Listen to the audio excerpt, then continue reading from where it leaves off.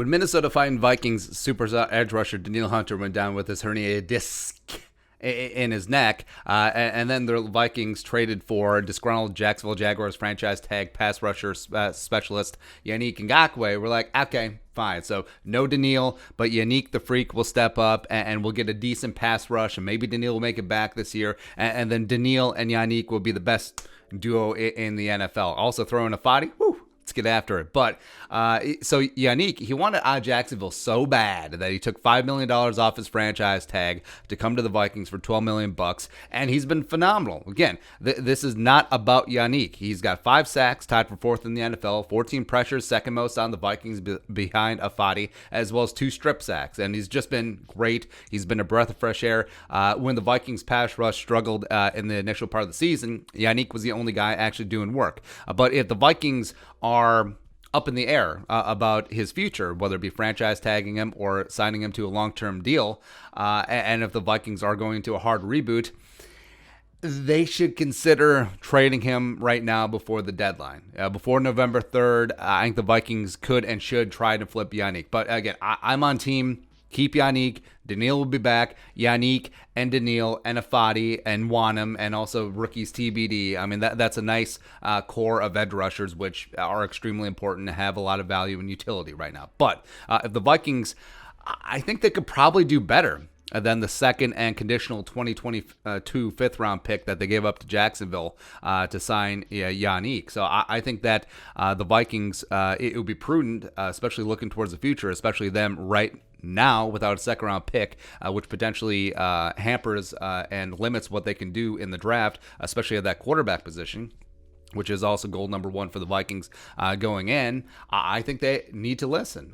So the caveat, one of the most appealing things about Yannick's salary is that it isn't just a $12 million flat base salary. No, it's actually broken up into a $4 million signing bonus and $8 million base. So that $4 million is on the Vikings cap because it's already paid out. So that's $4 million less prorated that would go onto the new team's cap. So and also for the base salary, instead of 12, you're dealing with 8. So of the 10 remaining games or so, it's a prorated $5 million in salary as opposed to a prorated $7.5 million in salary, as well as a corresponding cap hit. Now, the Vikings could sweeten this pot even more if they foot the bulk of the salary, and then all of a sudden that trade comp is amped up. I think the Vikings' greatest trade asset right now, besides obviously the talented players, is that ability and willingness to absorb that 2020 cap, because the Vikings are dead last in cap.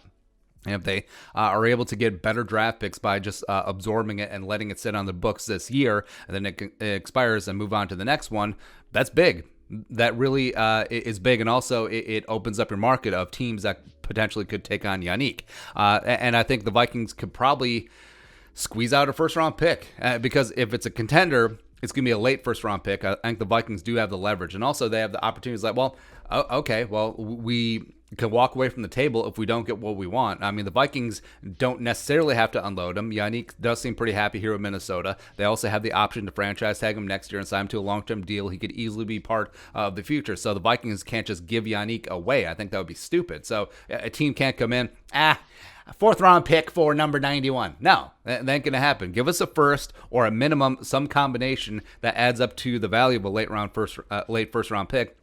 Maybe a second and a third, or a second, a third, and a fifth, or whatever. Otherwise, no deal. And the Vikings do have that leverage. It's great. And a couple of teams that make sense. The Cardinals, make the most sense. They lost Chandler Jones for the season. They're 4-2. They're still fighting in the West, as well as very much in the wild card thick of things. It'd be great for them to pick up an edge rusher. Seahawks. So the Seahawks, I mean, ever since they balked with Clowney, they legit have had no edge presence. It's missing, right? So the downside is that they don't have a first-round pick for the next 2 years because of Jamal Adams trade. So I don't see them giving up a second and change, and that's the minimum threshold floor for the Yannick trade. So I don't see that happening. And then also the Ravens, Titans, Steelers, and Chiefs might be in just to keep them away from the other teams, as well as, the Titans, of course, being in the AFC South. They certainly know the power of Yannick the Freak. He also had a strip sack against them as well. So I think that since it is a passer and get the passer league, and just having a pass rush specialist where Yannick will come in, he'll play 30, 35 snaps a game and strictly rush the passer, that adds a ton of value. And also the fact that they can get him relatively cheaply in terms of salary, in terms of cap, if the Vikings are willing and able to, well, even if they don't. By the way, like we said, the prorated for 10 games is $5 million. A lot of teams can fit that into their books and their cap for this year.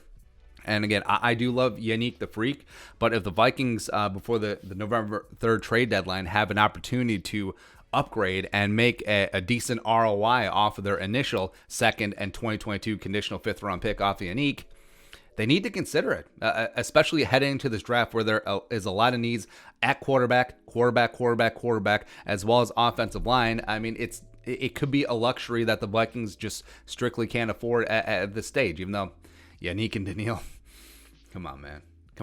But either way, Vikings and Spielman should certainly be listening. Although, who knows? Spielman's will be around to make those draft picks, so who knows? But your thoughts. Training Yannick the Freak, let us know in the comment section below. Subscribe for daily Vikings takes. You want to support that work, post on the Venmo. But till next time, Skol, production value.